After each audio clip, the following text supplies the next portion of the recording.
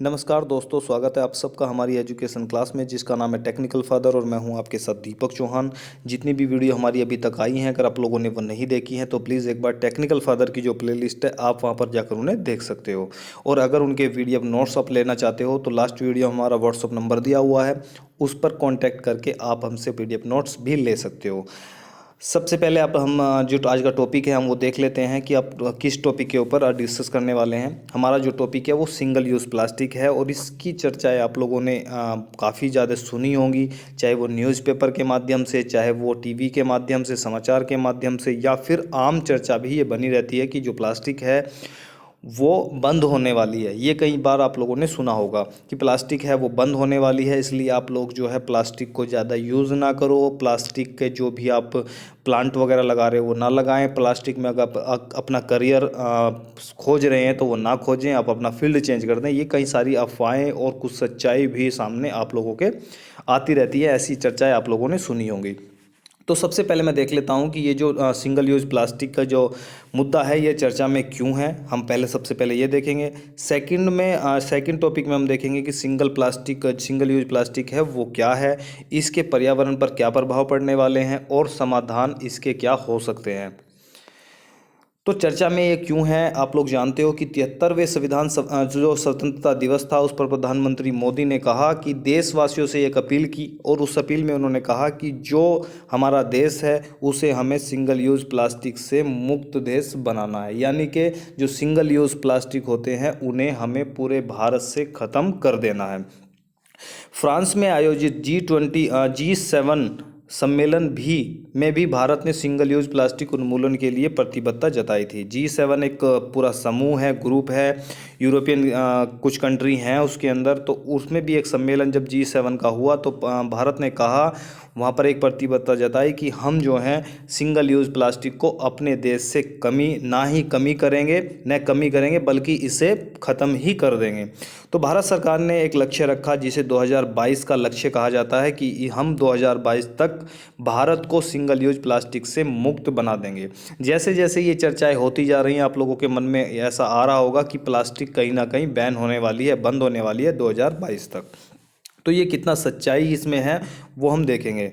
FICCI के मुताबिक भारत में लगभग साल 2014 और 15 के जब आंकड़े आए, इन्होंने आंकड़े दिए तो उसमें बताया गया कि जो भारत का एक नागरिक है वो प्रति व्यक्ति जो नागरिक है वो 11 किलो प्लास्टिक का यूज़ अपनी दिनचर्या के दौरान करता है।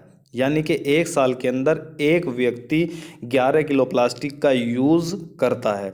लेकिन जैसे ही यह अनुमान जिस क्रम में प्लास्टिक का यूज़ बढ़ रहा है उसे देखते हुए जो FICCI है उसने कहा कि 2022 तक अगर ऐसे ही प्लास्टिक का यूज़ बढ़ता रहा तो 2022 तक प्रति व्यक्ति जो प्लास्टिक का यूज़ होगा वो 20 किलो तक होने की संभावना जताई जा रही है। यानी कि एक व्यक्ति 20 किलो प्लास्टिक 2022 तक यूज़ करने वाला बन जाएगा। इसमें लगभग 43% हिस्सा सिंगल यूज़ प्लास्टिक का है। और ये बहुत बड़ी बात है कि जो आप प्लास्टिक यूज़ करते हो, 11 किलो प्लास्टिक यूज़ करते हो या 2022 तक अब 20 किलो प्लास्टिक प्रति व्यक्ति जो है उसे यूज़ करने लगेगा, तो उस प्लास्टिक में जो हिस्सा होगा वो 43% हिस्सा सिंगल यूज़ प्लास्टिक का आप लोग करते हो। अब ये सिंगल यूज़ कई बार आ चुका है, पहले हम देख लेते हैं कि सिंगल यूज़ प्लास्टिक होता क्या है। प्लास्टिक के वे उत्पाद जिनका एक बार उपयोग किए जाने के बाद फेंक दिया जाता है उन्हें सिंगल यूज प्लास्टिक कहते हैं। ऐसे बहुत सारे जो प्रोडक्ट हैं प्लास्टिक हैं वो आप लोगों ने देखे होंगे अपनी दिनचर्या में, निजी ज़िंदगी में। तो आप नीचे कमेंट, वीडियो को यहीं पे पॉज करें और नीचे कमेंट में बताएं कि ऐसे ऐसे कौन से प्लास्टिक के प्रोडक्ट होते हैं जिन्हें आप एक बार यूज़ करके फेंक देते हो। बाकी मैं बता देता हूँ, प्लास्टिक की पानी की बोतल आप लोग यूज़ करते हो, उसे फेंक देते हो, बल्कि आप लोगों को एक मजबूत बोतल, स्ट्रॉन्ग बोतल आप लोगों को प्लास्टिक की हो चाहे फिर वो स्टील की हो अपने साथ रखनी चाहिए ताकि आप लोग उसे फेंक ना पाए। और जो सिंगल यूज़ प्लास्टिक का यूज़ भारत नहीं पूरे विश्व के अंदर बढ़ रहा है, वो जो खतरा पर्यावरण पर मंडरा रहा है वो कम हो सके आप लोगों की एक पानी की बोतल घर से ले जाने की वजह से। कोल्ड ड्रिंक की जो बोतल आप लोग रास्ते में खरीद लेते हो और उसे पीकर आप लोग सड़क पर फेंक देते हो, उससे भी हमारे पर्यावरण को खतरा बढ़ रहा है, जिसकी वजह से सिंगल यूज़ प्लास्टिक को बैन करने की बात 2022 तक भारत ने उठाई हुई है। नमकीन है, कुरकुरे हैं, चिप्स के खाली जो रैपर होते हैं, प्लास्टिक कैरी बैग होते हैं जिसे आप पॉलीथीन बोलते हो, अगर आप घर से ही थैला लेकर जाएं तो ये जो प्रॉब्लम है वो सॉर्ट आउट कर सकते हैं और अपना जो आप लोगों का सहयोग है वो आप उसमें बड़ी आसानी से दे सकते हो, देश को बचाने के लिए, अपने पर्यावरण को बचाने के लिए। हालांकि ये प्लास्टिक भी रिसाइक्लिंग हो सकती है, लेकिन अधिकतर देश इसे अनदेखा करते हैं, क्योंकि आप लोगों ने देखा होगा कि एक को कुछ वर्क होते हैं जो गवर्नमेंट होते हैं, कुछ ऑर्गेनाइजेशन होती है, कुछ होती है जो प्राइवेट होती हैं। आप लोगों ने देखा होगा कि जो रेलवे है, हालांकि उस पर न्यूज़ आती रहती है कि रेलवे घाटे में चल रहा है, रेलवे घाटे में चल रहा है, लेकिन फिर भी रेलवे को चलाया जाता है। क्यों? क्योंकि सरकार उसका खर्च वहन करती है, भारत देश की जो जनता है वो उसका खर्च उठाती है। इसलिए जो गरीब से गरीब व्यक्ति है, जो एक ट्रांसपोर्ट का एक अच्छा वे जो है अफोर्ड नहीं कर सकता, इसलिए वो रेल में सफ़र करता है और रेलवे को घाटे में चलाकर भी सुविधा देश के नागरिक को दी जाती है। लेकिन दूसरी तरफ अगर हम बात करें प्राइवेट सेक्टर की, अगर प्राइवेट सेक्टर को किसी भी प्रोजेक्ट के अंदर उसे फ़ायदा नहीं लगता है तो वो क्या कर देता है, उसे छोड़कर भाग जाता है, क्योंकि उसका उसमें बेनिफिट नहीं है, वो गवर्नमेंट नहीं है जो उस प्रोजेक्ट को पूरा करेंगे। उसी की तरह जो रिसाइकलिंग है उसे मैक्सिमम जो प्लांट हैं वो कौन रिसाइकिल कर रहे हैं, वो सभी प्राइवेट कंपनियां हैं जो उसे रिसाइकलिंग कर रही हैं। अगर उन्हें बेनिफिट लगता है, उन्हें पर्यावरण से कोई मतलब नहीं होता, उनका जो मतलब होता है वो अपने पैसे से होता है, अपने बेनिफिट से होता है।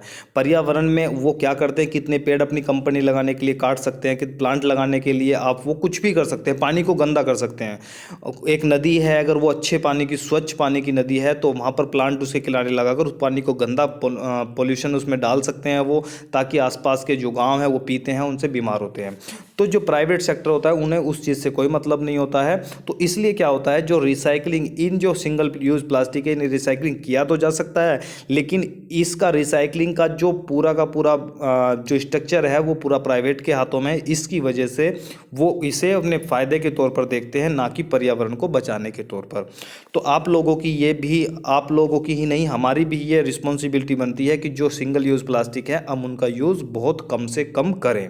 आज ये भी हमें विचार करना चाहिए इसके ऊपर भी।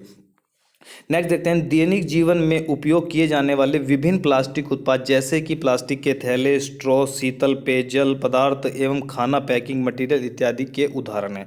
आप लोग रास्ते में खाना लेते हैं, खरीदते हैं, लेकिन अगर आप लोग या तो कहीं पर होटल में रुक कर खाएं या फिर आप लोग साथ बांध कर ले जाएं, तो जो आप पैकिंग वाला खाना लेते हैं उसके बाद उसे फेंक देते हैं, उसके रैपर वगैरह को, तो ये भी सिंगल यूज़ प्लास्टिक में आता है और हमारे पर्यावरण को इससे बहुत ज़्यादा खतरा है। इसलिए आप पर्यावरण को बचाने के लिए सारी जो प्रोसीजर है वो अपना सकते हैं। पर्यावरण पर इसके क्या प्रभाव पड़ सकते हैं ये हम देखते हैं।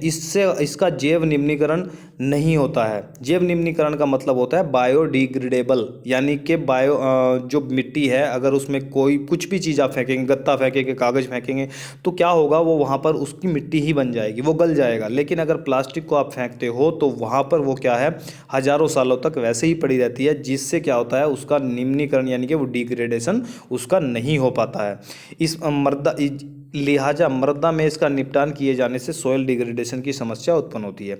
अगर आप प्लास्टिक का कोई कूड़ा है मिट्टी में दाब देते हैं तो क्या होता है, जो मिट्टी पहले उपजाऊ थी अब वो उपजाऊ नहीं रहेगी उस प्लास्टिक की वजह से। इसलिए ये पर्यावरण को ही नहीं, मिट्टी को भी बहुत ज़्यादा दूषित कर रहा है।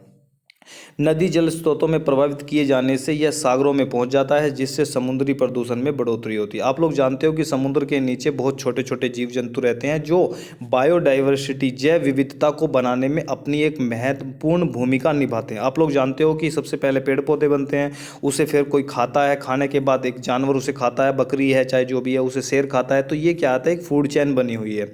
अगर ये फूड चेन डिस्टर्ब हो जाएगी तो आदमी का जो अस्तित्व है वो खतरे में आ जाएगा।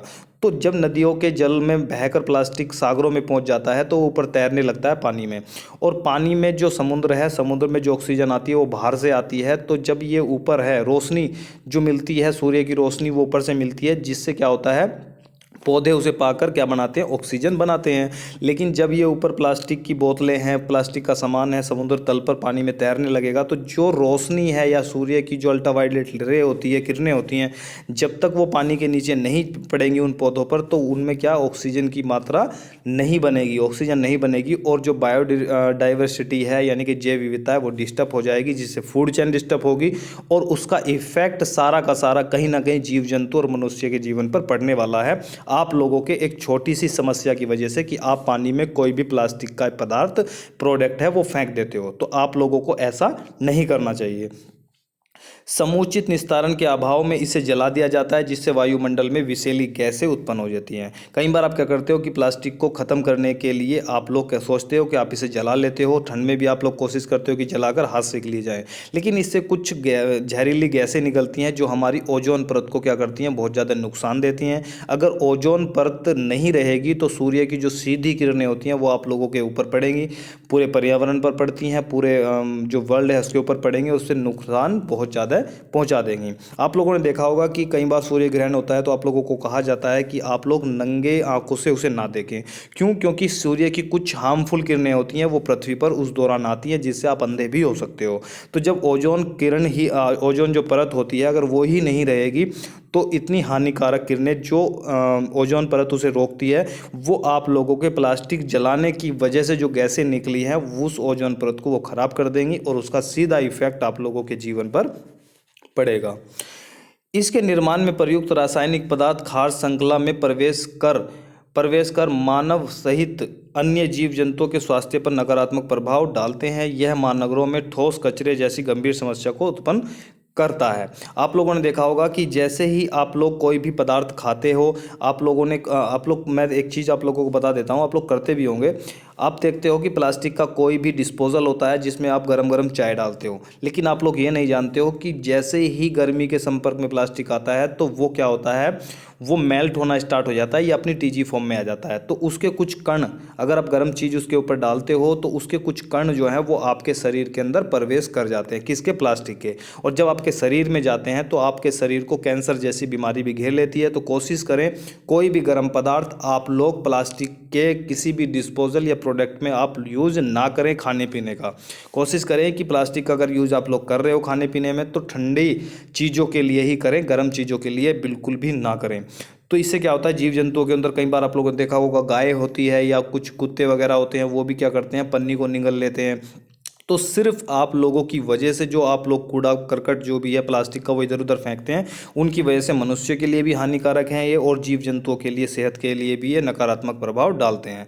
और जो महानगरों में तो आप लोगों ने देखा होगा क्योंकि कूड़े की जो समस्या है वो बहुत बड़ी बन चुकी है, सिर्फ उन जो एक्स्ट्रा वेस्टेज होता है उसे फेंकने की वजह से। बड़े बड़े जो है पहाड़, जैसे आप दिल्ली में चले जाओगे गाजीपुर, तो आप लोगों को वहाँ पर आसानी से पहाड़ देखने को मिलता है कि ये पहाड़ है। आप लोग हरिद्वार या उत्तराखंड या इस साइड में आ गए, लेकिन वो कचरे का पहाड़ होता है, ना कि आप लोगों का नेचुरल पहाड़ होता है। इसके समाधान क्या हो सकते हैं? जैसे कि आप लोगों ने देखा कि ये डिग्रेड नहीं होता है, तो ये भी एक इसकी प्रॉब्लम होती है। नदी की जो है उसमें समुद्र में पहुंचकर ये क्या है, प्रदूषण को बढ़ोतरी करता है। समुचित निस्तारण के अभाव में इसे जला दिया जाता है तो वायुमंडल को ये जो है विषैली गैस जो निकलती हैं वो भी उसे हार्मफुल करती हैं। अब इसके जो समाधान हो सकते हैं वो क्या हो सकते हैं? समाधान किसी एक के करने से नहीं होगा, समाधान हर व्यक्ति के करने से होगा। अगर आप सिंगल यूज जो प्लास्टिक है अगर उसका यूज आप लोग कम कर देते हो तो उससे भी इसका समाधान निकल आएगा। जरूर आप ये ना सोचें कि मैं अकेला अगर करता हूँ तो ऐसा कुछ प्रभाव नहीं पड़ेगा, लेकिन एक एक से ही बनकर सब कुछ होता है। कभी भी आप लोगों ने देखा होगा अगर एक कदम कोई उठाता है तभी उसके पीछे जमाना चलता है, वो अकेला बहुत ज़्यादा दूर तक उसे नहीं चलना पड़ता है। तो ऐसे ही अगर आप सिंगल यूज़ प्लास्टिक का यूज़ करना अगर कम कर देंगे तो इसका इफेक्ट जो है जो पर्यावरण पर पड़ रहा है वो कहीं ना कहीं बहुत ज़्यादा कम हो जाएगा। दूसरा पॉलीथीन है, अगर आप उसे कम यूज़ करें तो भी आप पर्यावरण को बचा सकते हो। अगर आप ऐसे जो सिंगल यूज़ प्लास्टिक हैं आप रास्ते में जा रहे हो तो पानी वगैरह की बोतल है वो घर से लेकर जाएं। तो ऐसी सारी चीज़ों को करने से आप लोग क्या कर सकते हो, अपने पर्यावरण जो बहुत सुंदर पर्यावरण, प्रकृति जो है माता का रूप उसे भी कहा गया है, तो आप अगर पर्यावरण को माता मानते हो या पृथ्वी को माता मानते हो तो उसके धरती माता बोलते भी हो, तो उसे बचाने के लिए आप इतना तो कर ही सकते हो कि सिंगल यूज़ प्लास्टिक का यूज़ आप लोगों को आज से ही कम कर देना चाहिए। अगर आप लोगों ने कोई ऐसा कदम उठाया है कि आप लोग सिंगल यूज़ प्लास्टिक को कम कर रहे हो तो आप हमें वो वीडियो बनाकर ज़रूर हमारे चैनल पर हमारे व्हाट्सअप नंबर पर सेंड करें। हम आपकी जो सोच है, आप लोगों ने जो किया है, वो हम अपने चैनल पर दिखाएंगे। जितनी भी रिसाइकलिंग वाली कंपनियां हैं वो भी कोशिश करें कि रिसाइकलिंग जो सिंगल यूज़ प्लास्टिक है उसका भी रिसाइकलिंग वो करें। प्लास्टिक अपशिष्ट के निस्तारण के लिए प्लाज्मा पायरोलिसिस तकनीक का उपयोग किया जा सकता है और प्लास्टिक से सड़कें भी बनाई जा सकती हैं, उसके भी इसका यूज़ किया जा सकता है ताकि ये वेस्टेज कम हो सके।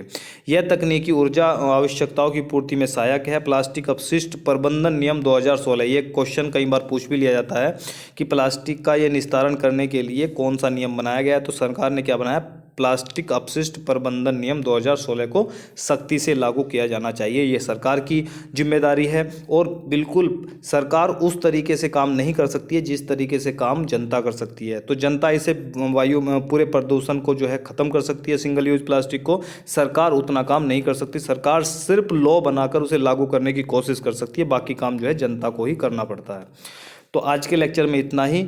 अगर आप लोगों को कोई चीज़ पूछनी है या कुछ चीज़ समझ में नहीं आई है तो आप नीचे कमेंट बॉक्स में पूछ लें इससे रिलेटेड। और ये जो नोट्स हैं अगर आप लोग लेना चाहते हो तो व्हाट्सअप नंबर पर आप हमसे कांटेक्ट करके ले भी सकते हो। और एक चीज़ इंपॉर्टेंट मैं आप लोगों को और बता देता हूँ कि अगर आप लोगों के नॉलेज में अगर क्वालिटी या टेस्टिंग में कोई वैकेंसी है गर्ल्स के लिए तो आप लोग मुझे व्हाट्सअप ज़रूर करें ताकि किसी का बेनिफिट हो सके, किसी का जो हेल्प है वो हो सके। ठीक है, तो फ्रेशर है तो फ्रेशर के लिए आप मुझे कांटेक्ट कर सकते हो। तो आज के लिए इतना ही, मिलते हैं नेक्स्ट लेक्चर में। जब तक के लिए दीजिए मैं इजाज़त। जय हिंद, जय भारत।